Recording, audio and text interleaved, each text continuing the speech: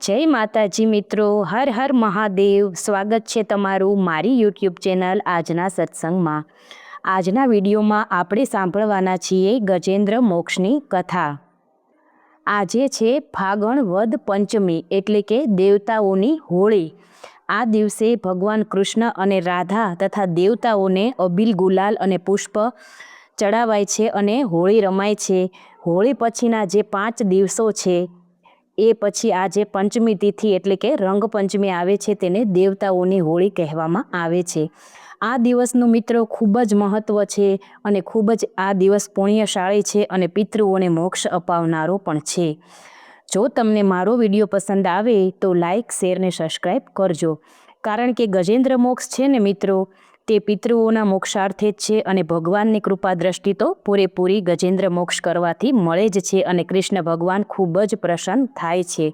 આમ તો રોજે જ ગજેન્દ્ર મોક્ષનો પાઠ કરવો જોઈએ, પણ રોજ ન થઈ શકે તો અમુક એવા દિવસો છે ત્યારે તો સાંભળવો જ જોઈએ, એવો તેનો મહિમા છે। તો ચાલો આપણે કરીએ હવે ગજેન્દ્ર મોક્ષ। દીનાનાથ ગોપીના નાથ પ્રભુ ગુણવંતા છો ગિરધારી, ગજની વહારે ચડિયા સાંભળા કરી ગરુડ પર અસવારી। પીળા પિતાંબર પહેર્યા પાતળે, કાને કુંડળ ઝળકે છે, ગળે ગુંજની માળા બિરાજે, નથનું મોતી લટકે છે, માથે મનોહર મુકટ ધર્યો વળી કૌશિક હિરલો ઝળકે છે, હાથે સુદર્શન ચક્ર ધર્યું વળી મોહન મુખડું મલકે છે, પાસે આવીને ઊભા લક્ષ્મીજી પ્રભુ ક્યાં કરી તમે તૈયારી। ઓચિંતાના થયા અધીરા ચિત્ત ચિંતા મુજને ભારી, કહે મુરારી સુણો ને નારી સેવા મારી કરી સારી। કમળ પુષ્પ લઈ મુજને ચઢાવ્યા સેવક સંકટમાં ભારી, સાગર તીરે ઊભા શામળા રુદન કરી હસતી નારી। સૂંઢ ગ્રહીને ગજને ઉગાર્યો મગરને નાખ્યો મારી, અંત સમયની અરજી સુણી વહલા ગજની અરજી સ્વીકારી।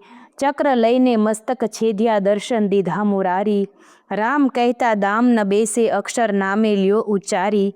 પાપ નિવારણ છૂપા તળિયા ગંધર્વની કરી ગતિ ન્યારી, અંત સમય પ્રભુ વેલેરા આવજો ક્ષીરસાગરના રહેવાસી।